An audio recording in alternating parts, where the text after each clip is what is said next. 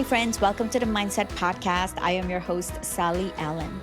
And today we are talking about one of the most misunderstood leadership skills out there, handling criticism.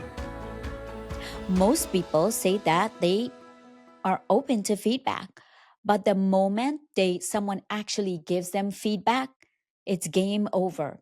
Suddenly, it's like someone lit a fire under their nervous system.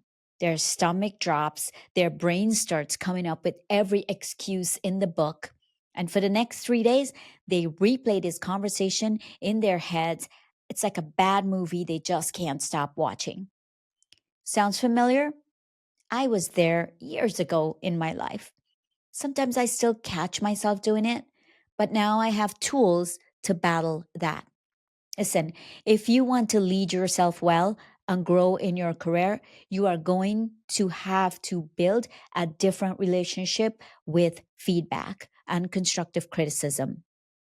You don't have to love it, but you do have to learn how to use it, how to leverage it, and how to take it in a way that it helps you grow.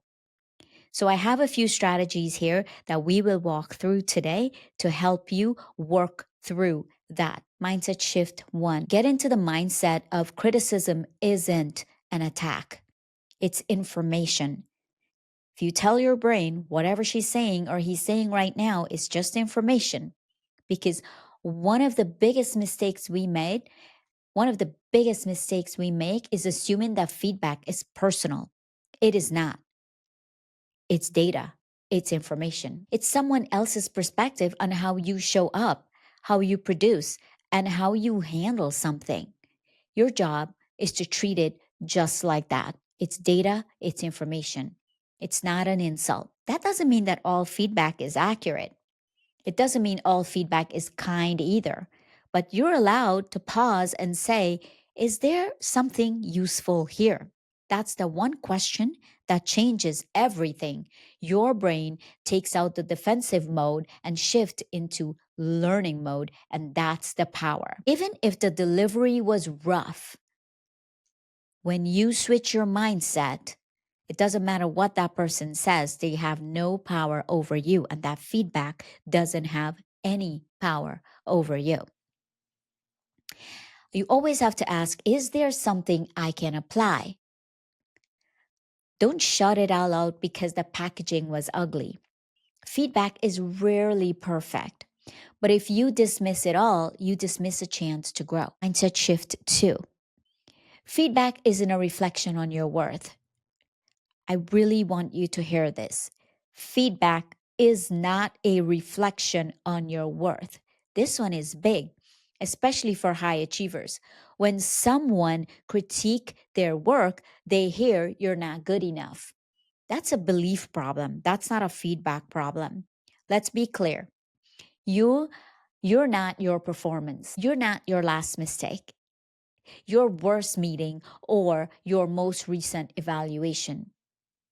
Feedback is a comment on a behavior, a product, or a result, not on your identity. Professionals who rise in their careers know how to create separation between who they are and what they do. They don't make feedback mean more than it does. This is very important. If someone says, hey, your delivery was a little bit rushed, that doesn't mean your delivery was a disaster. All it means is that you need to slow down a little bit. That's it. If someone says that report could be clearer, they're not questioning your intelligence. They're offering tools to improve clarity. See the difference? The difference is how you process the information. Don't confuse correction with condemnation. That mindset will keep you stuck, small, and afraid to grow. Next, you control the response, not the delivery. I hate to break it to you, but people are not going to deliver feedback in the most polished and emotionally intelligent way. You'll get feedback that's too blunt. You'll get feedback that's too vague, and you'll get feedback that's poorly timed. You'll even get feedback that's passive aggressive. That's the reality. Here's your power. You get to choose how you respond. That means you can stay calm, professional, and self aware. Even when delivery is off, that means you don't get hooked by tone, you get anchored by intention. Your intention is to grow. Your intention is to improve. Your intention is to keep emotional regulation intact, even when someone else's isn't. Think about it like this: you're the filter. You get to decide what you let through. Some feedback gets applied, some gets filed. That's it. Some gets deleted, but you don't lose your center because someone lost theirs. That's leadership. The last point here: criticism builds capacity. Most people think feedback is about performance, but really it's about capacity. The ability to take feedback and process it, apply it, and bounce back. That's what separates average professionals from exceptional ones. Every time you handle feedback with maturity, you expand your emotional range. You strengthen your resilience. You become easier to work with and easier to coach, and therefore easier to trust. Do you know who rises in companies? It's not always the most talented person, it's the one that's most coachable. Think about that.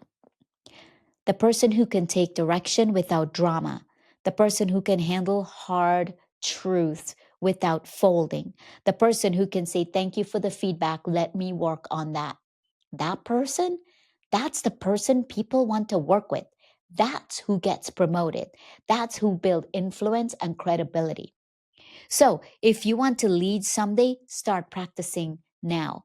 Build a muscle of feedback tolerance. It is one of the most underrated professional skills you'll ever develop. Okay, let's land this plane. Criticism is uncomfortable, but we don't have to pretend that it's fun, but it's not fatal.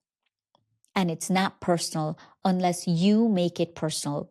Every single time someone gives you feedback, you have a choice. You can shut down or you can level up. You can spiral or you can extract the value. You can make it about your ego or you can make it about evolution.